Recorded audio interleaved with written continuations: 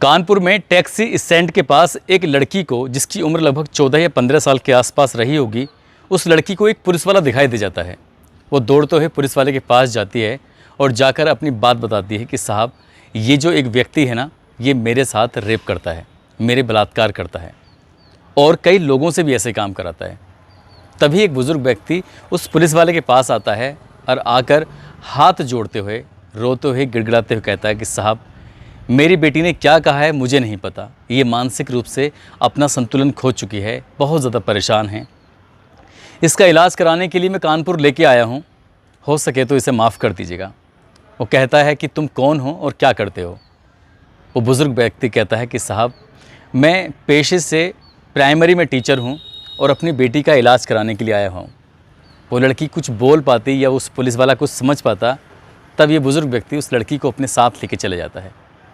सच तो ये था, ना तो वो उसकी बेटी थी और ना ही वो उसका बाप था। वाकई सचमुच लड़की सच बोल रही थी, लेकिन वो सच बोलना चाहती थी। एक मौका उसको मिला भी था, लेकिन वो सच कभी सामने आ पाएगा या नहीं आ पाएगा, ये तो भविष्य के गर्भ में छिपा है। लेकिन जिस तरह से उस लड़की के साथ लगातार अपराध पर अपराध हो रहा था, वो वाकई अपने आप में भयानक है, परेशान करने वाला है। आदाब, नमस्कार, सत श्री अकाल। मैं उस्मान सैफ़ी। आज की जो सच्ची घटना मैं आपको सुनाने जा रहा हूँ, ये सच्ची घटना है उत्तर प्रदेश का एक ज़िला है बाराबंकी, और इसी ज़िले का एक थाना लगता है हैदरगढ़।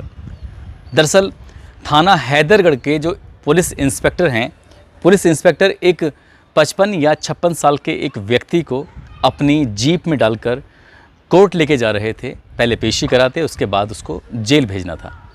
मगर जैसे ही पुलिस इंस्पेक्टर अपनी कार जीप में बैठते हैं, ड्राइवर चलाने की कोशिश कर रहा है और उस व्यक्ति के साथ एक हमराह था, एक पुलिस वाला था जो उसे जीप में बिठा रहा है। सब कुछ ठीक है और अचानक ही 8 या 10 पुलिस वाली जो महिलाएं हैं वो आती हैं और उस बुज़ुर्ग व्यक्ति को उस जीप के अंदर से खींच लेती हैं और सभी लोग मिलकर, सभी महिलाएं मिलकर उसको बहुत बुरी तरह से मारने लगती हैं, पीटने लगती हैं। इससे पहले कि ये कुछ समझ पाता है इंस्पेक्टर, वो दौड़ते हुए उस जीप से निकलता है और उन्हीं महिलाओं की तरफ दौड़ता है और कहता है कि छोड़ दो इसे। वो 2 को छुड़ाता, 4 को छुड़ाता, लेकिन वो 8-10 थीं, इसलिए वो महिलाएं उसको बहुत मार रही थी, पीट रही थी।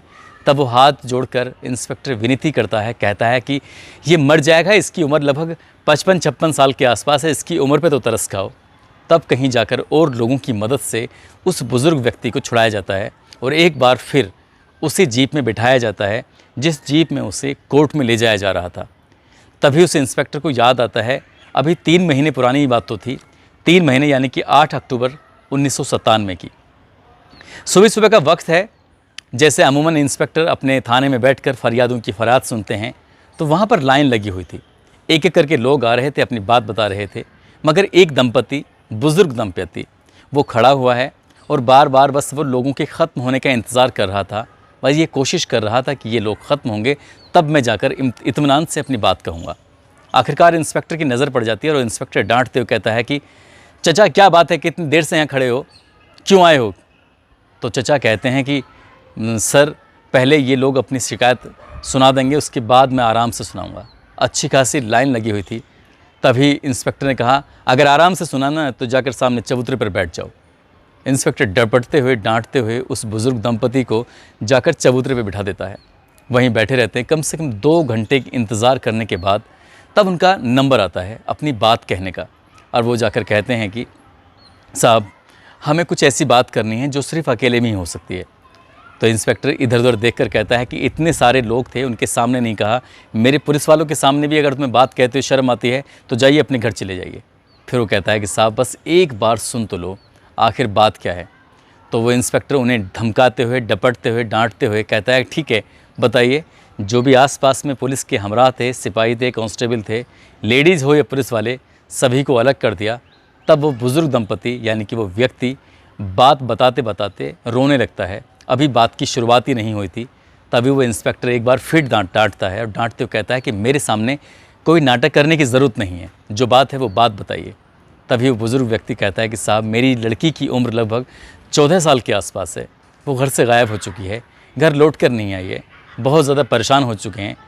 तब इंस्पेक्टर एक बार फिर उसी अंदाज़ में, जो एक पुलिस वालों का तौर तरीका होता है बात करने का, वो कहता है कि तेरी लड़की भाग गई होगी किसी के साथ, जाकर रिश्तेदारी में खोज, या जिस लड़के से उस लड़की का अफेयर है, जिस लड़के के साथ वो घूमती होगी, उससे पता कर यहाँ पुलिस थाने में तो करने के लिए क्या है, चल भाग यहाँ से।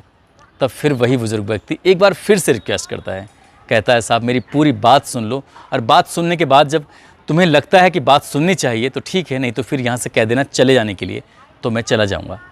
फिर बात बताते बताते वो बताता है कि साहब मेरी जो लड़की है वो गांव के ही प्राइमरी पाठशाला जो है, उसी प्राइमरी पाठशाला में वो पढ़ती है, लेकिन लगातार 4 साल तक तो पास होती है, कक्षा 4 तक, लेकिन जब वो चौथी क्लास में वो पास होना था, उसे 5वीं में आना था, वो फेल हो जाती है। और हमने यही जानने की कोशिश की कि अच्छी खासी लड़की थी, होशियार, तो ये फेल क्यों हो रही है। एक दिन वो मास्टर जी के पास जाते हैं, मास्टर जी से जा कहते हैं कि मास्टर जी ये हमारी बेटी अच्छी खासी थी पढ़ने में, लेकिन ये फेल क्यों हो रही है, क्या बात है। तब मास्टर जी कहते हैं कि तुम्हारी बेटी पढ़ने में बहुत कमज़ोर है, इसको एक्स्ट्रा ट्यूशन देने की ज़रूरत है, इसीलिए इसके मार्क्स कम आए थे, मार्क्स कम आने की वजह से इसको चौथी क्लास में दोबारा रखा गया है, और मैं इसे अलग से पढ़ाऊँगा तो ठीक हो जाएगी। गांव का सज्जन व्यक्ति था, सीधा साधा व्यक्ति था, वो मास्टर जी की बात मान लेता है, और स्कूल बंद होने के बाद वो एक्स्ट्रा क्लास चलाने की बात भी तय हो जाती है। जहाँ स्कूल था उससे कुछ ही दूरी पर उस व्यक्ति का मकान था। वो लड़की अब स्कूल में रुक जाती है, छुट्टी के बाद मास्टर जी उसे पढ़ाते हैं। तभी गांव का एक व्यक्ति इसी दूसरे व्यक्ति के बाद जिसकी बेटी है उसके पास जाता है, जाकर कहता है कि स्कूल बंद हो जाता है, मास्टर जी और तुम्हारी बेटी वहीं रहते हैं, वो क्या करते रहते हैं। वो कहते हैं, वो व्यक्ति कहता है कि मेरी बेटी को वो एक्स्ट्रा क्लास देते हैं, पढ़ाते हैं, इसीलिए मैंने परमिशन दे रखी है।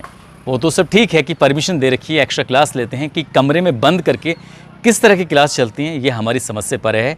पूरे गांव में चर्चा चल रही है और तुम हो कि बिल्कुल बेफिक्र हो, कैसे बाप हो तुम।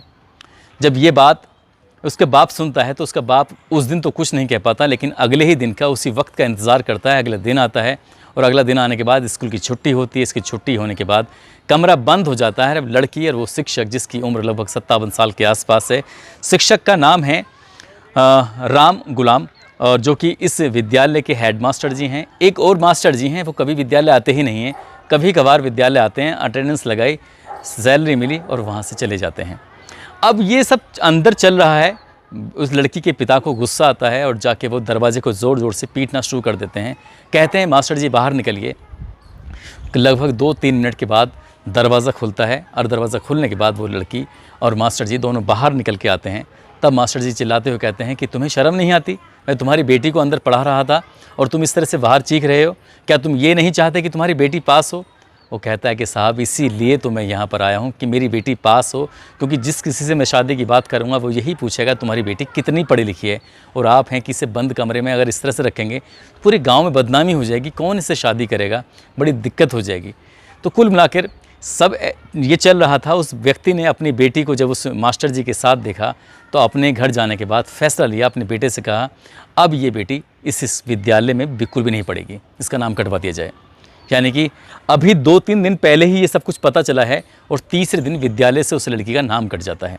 नाम कटने के बाद मास्टर जी को जब भी मौका मिलता था किसी न किसी बहाने से उस लड़की को फिर से विद्यालय बुलाया करते थे, और विद्यालय बुलाने के बाद उसके साथ जो भी बातें करते थे करते थे नहीं करते थे पता नहीं, लेकिन उस दिन कुछ ऐसा हुआ कि अगले ही दिन वो लड़की गायब हो जाती है और मास्टर जी भी गायब हो जाते हैं।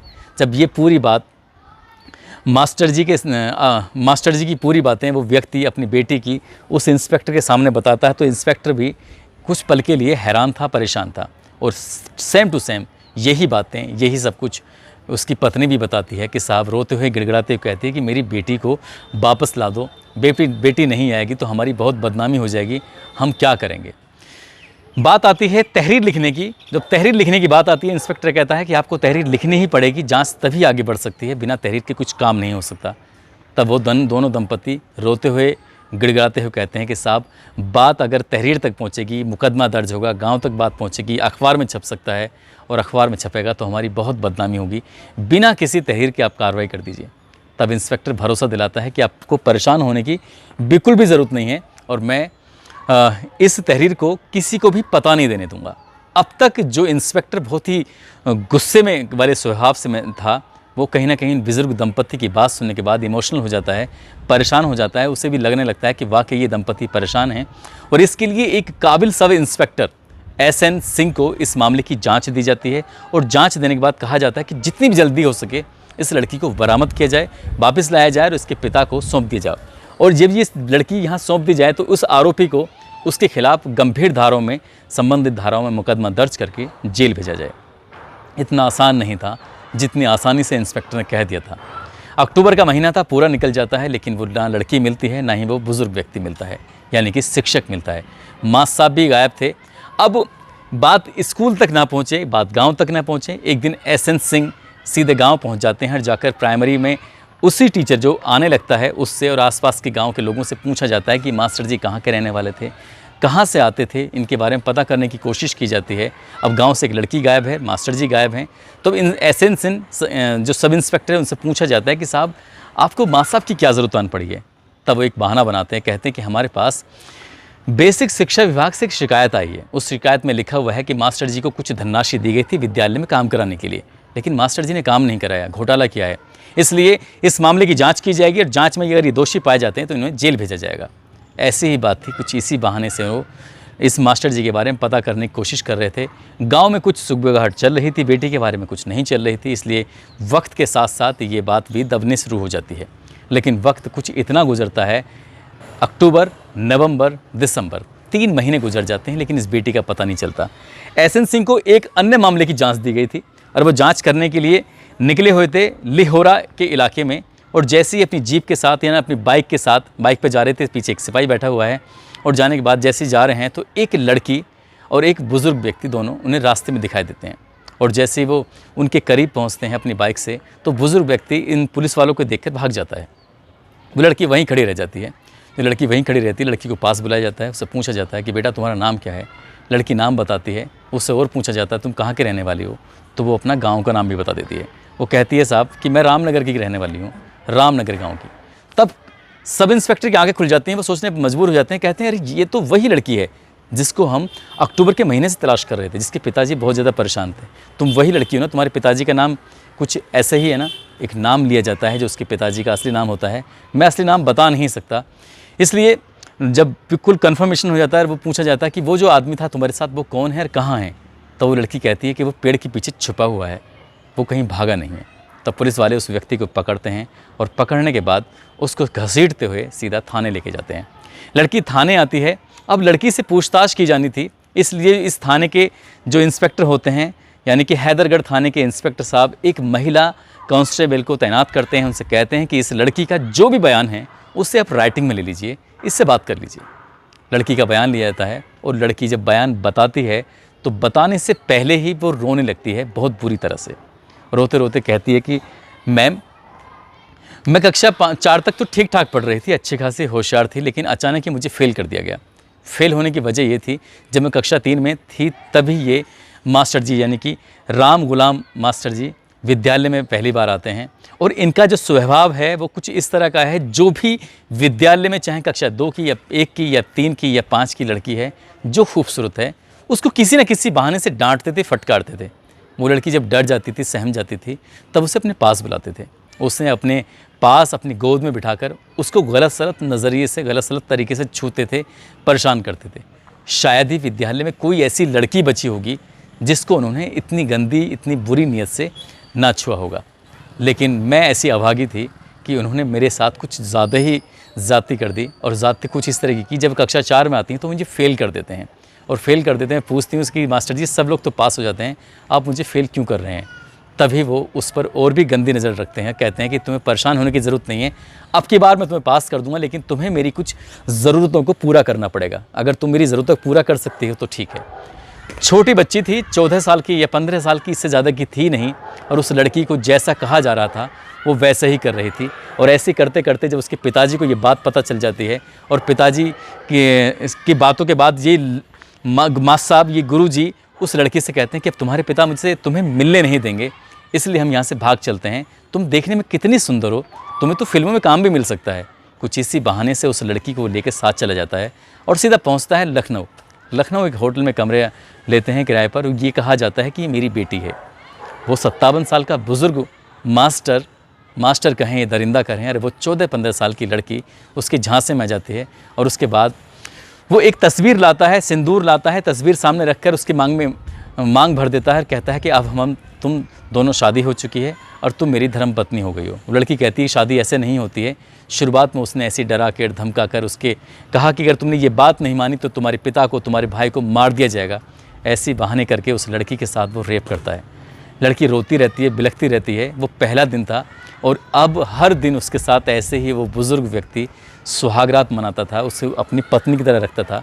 लेकिन उसके पास महज एक जोड़ी कपड़े थे, जो कपड़े वो घर से लेके आई थी, ज़्यादा कपड़े भी नहीं लाई थी। जब ये बाहर खरीदारी करने के लिए जाती है तो उस बच्ची को क्या पता था, उसे लगा कि शायद धर्मपत्नी होने का मतलब ये है सिंदूर। और जब सिंदूर लगाकर यहाँ से निकलती है तभी वो शिक्षक कहता है कि सिंदूर लगाने की सिर्फ जहाँ मैं कहूँगा वहाँ ज़रूरत होगी, बाहर कभी सिंदूर लगा के मत जाना।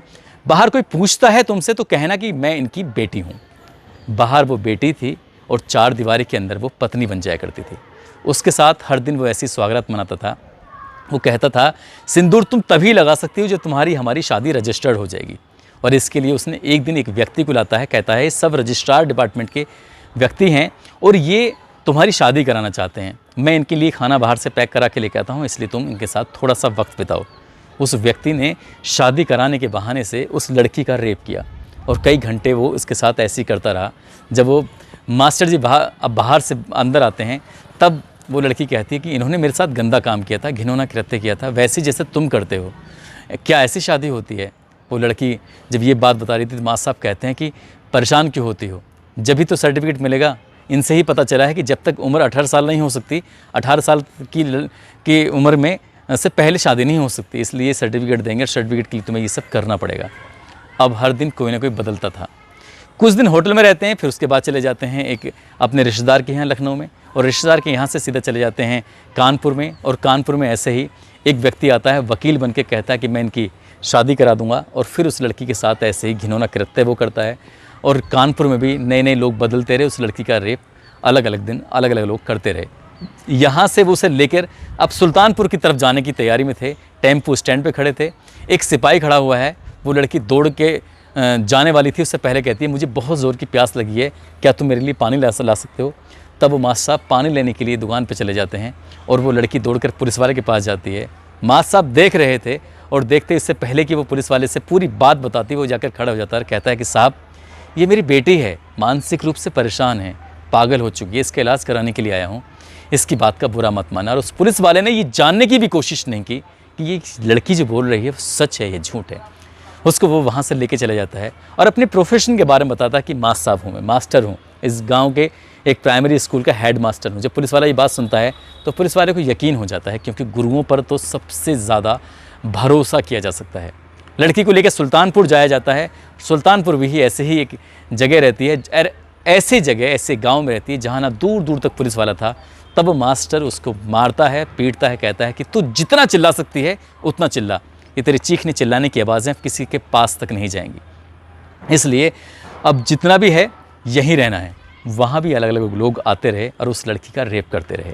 शायद वो मास्टर उसके साथ उसकी जो संतुष्टि थी या कुछ भी कह सकते हैं वो कर नहीं पा रहा था, तो शायद इसीलिए वो ऐसे लोगों का इस्तेमाल कर रहा था और उस बच्ची को, फूल सी बच्ची को वो गंदा करने पर तुला हुआ था। वो लड़की निकलना चाहती थी, लेकिन जब यहाँ ज़्यादा दिन नहीं रुक पाई इस गाँव में, तब वहाँ से वो अलग जा रही थी और ऐसी टकराव की स्थिति पैदा होती है कि उसी एसएन सिंह यानी कि जांच अधिकारी, इन्वेस्टिगेटिव ऑफिसर के ये उसमें मिल जाते हैं एक पेड़ के नीचे, जो कि लिलहोरा इलाका था। और वहाँ से उसे जब थाने लेकर आते हैं और जब ये महिला कांस्टेबल इस लड़की की बात सुनती है तो वो इतना परेशान हो जाती है, इतना अंदर से अपने आप को रोकने की कोशिश करती है लेकिन रोक नहीं पाती और हवालात का दरवाज़ा खोलते हैं और उस शिक्षक को बहुत बुरी तरह से जब मारती है, मारते मारते उसको बेहोश कर देती है। जब ये आवाज़ें, चीखने की, चिल्लाने की आवाज़ें मास्टर की जब बाहर तक जा रही थी, तब दौड़ते हुए इंस्पेक्टर आते हैं और कहते हैं क्यों मार रही हो? कह रही साहब अगर आपने भी ये सब बातें सुन ली तो शायद आप भी इसे ज़िंदा नहीं छोड़ेंगे। वो कहते हैं कि मैं बहुत पहले सुन चुका हूँ, तुम्हें परेशान होने की ज़रूरत नहीं है, अब इसे कोई हाथ नहीं लगाएगा। उस लॉकअप का ताला लगा दिया जाता है और इंतज़ार किया जाता है कोर्ट में हाजिर करने का। और जैसे ही इंस्पेक्टर, अगले ही दिन सुबह सुबह का वक्त था, उस शिक्षक को जीप में बिठाकर 2 सिपाही पीछे बैठे हुए हैं, उसकी सुरक्षा में एक सिपाही गाड़ी चला रहा है और इंस्पेक्टर उसको साथ जब लेके जाने की कोशिश कर रहा था, तभी उसी थाने की 8-10 महिला कांस्टेबल और दरोगा मौका मिलते ही उस शिक्षक को खींचती हैं और खींचकर बहुत बुरी तरह से मारना पीटना शुरू कर देती हैं। तब वो इंस्पेक्टर बचाने की कोशिश करता है, उन सिपाहियों से, चालक से और आसपास जो सिपाही थे उनसे गिड़गिड़ाते हुए कहता है कि बचा लो, ये मर जाएगा, पूरा थाना सस्पेंड हो जाएगा, पूरे थाने की बर्बादी हो जाएगी, इसलिए इसको बचाने का वक्त आ गया है। तब कहीं जाकर वो महिला शिक्षक उसे छोड़ते हैं और मामला फिर कोर्ट पहुंचता है, वो जेल जाता है। जब जेल जाता है, ट्रायल चलता है, सारे सबूत इकट्ठे किए जाते हैं, चाहे वो सुल्तानपुर के थे, कानपुर के थे, लखनऊ के थे। एसएन सिंह एक चार्जशीट में बड़ी खूबसूरती से उसको पिरोता है ताकि इस शिक्षक को कड़ी से कड़ी कार्रवाई इसे हो सके और सज़ा मिल सके। जब जज साहब इस केस की सुनवाई करते हैं तो उस लड़की को हाजिर होने के लिए, उसके बाप को हाजिर होने के लिए कोर्ट में आदेश देते हैं, लेकिन उसका बाप हॉस्टाइल कर जाता है, कोर्ट में आता ही नहीं। और कोर्ट में ना आने की वजह से केस बहुत कमज़ोर पड़ जाता है। तब कहीं जाकर वो जो महिला कांस्टेबल होते हैं, जांच अधिकारी होता है, इंस्पेक्टर होता है, होटल वाला होता है, सुल्तानपुर वाले होते हैं, कानपुर वाले होते हैं, लखनऊ वाले होते हैं, उन सबको इकट्ठा किया जाता है। तब जज के सामने पेश किया जाता है। तब जज शायद उतनी इस केस में दमदारी नहीं रही थी, इसलिए इस शिक्षक को, इस गुरुजी को, इस भेड़िए को 7 साल की सज़ा होती है। और 7 साल की सज़ा होने के बाद ये 7 साल अपने उस सलाखों के पीछे काटता है। लेकिन उधर वो लड़की जब बड़ी होती है तो उसके पिता उसकी शादी कर देता है, इसी डर से, इसी भय से कहीं ऐसा ना हो ये बात खुल जाए और उसकी बेटी की ज़िंदगी, उसके परिवार की ज़िंदगी हमेशा हमेशा के लिए बर्बाद हो जाए। मास्टर ने जो काम किया है वो वाकई अशोभनीय है, अकल्पनीय है और अक्षम्य है। इसको कभी भी माफ़ नहीं किया जा सकता जो उसने किया है। काश महिला कांस्टेबल को ये भी आज़ादी होती कि उसे मारने के बाद उनको कोई सज़ा ना होती, तो शायद ये अच्छा हो जाता। ऐसे लोगों का इस पृथ्वी पर जीने का कोई अधिकार नहीं है, कोई हक नहीं है। दोस्तों, इस घटनाक्रम को सुनाने का उद्देश्य किसी को परेशान करना नहीं है, किसी का दिल दुखाना नहीं है, बल्कि आपको जागरूक करना है। आप अपने बच्चों का हर वक्त, हर समय ख्याल रखें, कहाँ जा रहे हैं, किससे मिल रहे हैं, स्कूल में क्या पढ़ाई हो रही है, रीचेक करते रहें। कम से कम उनके साथ जो होता है गुड टच, बैड टच के बारे में बताते रहें। इस विद्यालय में ये अकेली नहीं थी, इस विद्यालय की प्रत्येक छात्रा के साथ ऐसा हो चुका था। इसके साथ ज़्यादा हो गया था, अति हो गई थी। इसलिए इस कहते हैं कि अति का भला ना बोलना, अति की भली ना चुप, अति का भला ना बरसना, अति की भली ना धूप। अति हो गई थी, इसलिए ये ख़त्म होना बहुत ज़रूरी था और ये संदेश, ये मैसेज आपके पास भी आना ज़रूरी था। जाते जाते दोस्तों, जिन लोगों के जन्मदिन हैं, जिसमें बंशीलाल की बेटी हैं रेणुका पवार, बाड़मेर राजस्थान के रहने वाली हैं, आज इनका जन्मदिन है। बिहार के रंजीत हैं, आज इनका भी जन्मदिन है। और पदम सिंह खड़का, इनके बेटे हैं सिद्धार्थ खड़का, आज इनका भी जन्मदिन है। आप तीनों को जन्मदिन की बहुत सारी शुभकामनाएं, दिली मुबारकबाद। और जो यूट्यूब पर कमेंट करने वाले हैं, जो नाम के लिए अपील करने वाले हैं, अनीता, वैशाली कश्यप, प्रिया, आदित्य पाल, ब्रजेश पाठक बरेली से हैं, नारायण दत्त मथुरा से, जावेद अली, मोंटी कश्यप, रोहतास, नेहरा, हनुमानगढ़ राजस्थान से हैं। इनको चोट लगी है, बीमार हैं, परेशान हैं, ये खाट पे ही पड़े रहते हैं, चारपाई पर। आप सभी से अपील है कि रोहतास नेहरा जी के लिए दुआएं करिए, जल्दी से ठीक हो जाएं, स्वस्थ हो जाएं। अनुराग यादव हैं करहल से, सनी कुमार कुशीनगर से हैं, दीपक दीवान बिहार से हैं, प्रमोद कुमार जाखड़ हनुमानगढ़ से हैं, जसवंत सिंह जसवंत सिंह हैं और इनकी बहन की रंजीत शर्मा हैं, इनकी बहन की तबीयत खराब है, इनके लिए भी दुआ कीजिए, वो भी जल्द से जल्द ठीक हो जाएं, स्वस्थ हो जाएं। प्रमोद यादव हैं आजमगढ़ से, लल्ला पवार हैं, तेज कुमार बिजनौर से हैं, विजेंद्र साहनी हैं, आदिल राज हैं, जो मैथ किंग बिहार से हैं। उन्होंने कहा कि मैथ किंग ज़रूर बोलना, ये मुझे अच्छा लगेगा। तो और खिलाड़ी अंसारी मुंबई से हैं, अब्दुल अहमद खान हैं, सुहेल अहमद जीनत कामरान जी हैं और सौरभ शर्मा जी हैं, कुशवाहा ब्रांड राजस्थान से, अफजाल लखनऊ से, शाहिद भाई मंसूरी, देवराज प्रजापति है, आनंद ऑपरेटर हैं झारखंड से, सुनीता यादव हैं, सुखवीर यादव हैं और कमलेश पटेल प्रतापगढ़ से हैं, मोहम्मद आलमगीर आलमीन सीतापुर से हैं, अमित रोहित बिल्लू तिवारी एमपी से हैं और फेसबुक पर दीपक बीकानेर से हैं, पुष्पेंद्र पीयूष कुमार बिजनौर से, नाइजा खान बहराइच से हैं, राकेश सहारनपुर से, नरेश मुजफ्फरनगर बिहार से, मनोज कुमार मोतिहारी बिहार से हैं, मोहम्मद फिरदौस अंसारी और शाकिर इलाहाबाद से हैं, विजयपाल नेताजी आगरा से हैं, डॉक्टर जमील उस्मानी रामपुर से हैं और राहुल दिल्ली से, शाहिद मुजफ्फरपुर से हैं, इरफान अली अजमेर से हैं, सद्दाम खान बिहार से हैं, अमरनाथ चौधरी मधेपुरा से हैं, रवि रंजन मथुरा से हैं, मोहम्मद हसन अशरफ अंसारी इलाहाबाद से हैं, शाहिद कुरैशी भरतपुर से, सद्दाम कुरैशी फिरोज़ाबाद से, राजकुमार आगरा से, शकील सैफ़ी बेतिया से हैं, रंजीत राजपूत ललितपुर से हैं, और तुषार भास्कर मुरादाबाद से, सुशांत सिद्धार्थ छपरा बिहार से हैं, राकेश शर्मा, सौजन्या रमन्ना रेड्डी आबू धाबी से हैं, और मोहम्मद शाहवेज अमरोहा उत्तर प्रदेश से हैं, हुसैन सैफ सऊदी अरेबिया से हैं। आप सभी का दिल की गहराइयों से शुक्रिया, बहुत बहुत धन्यवाद। आप सब अपना ख्याल रखें, सुरक्षित रहें। जय हिंद, जय भारत।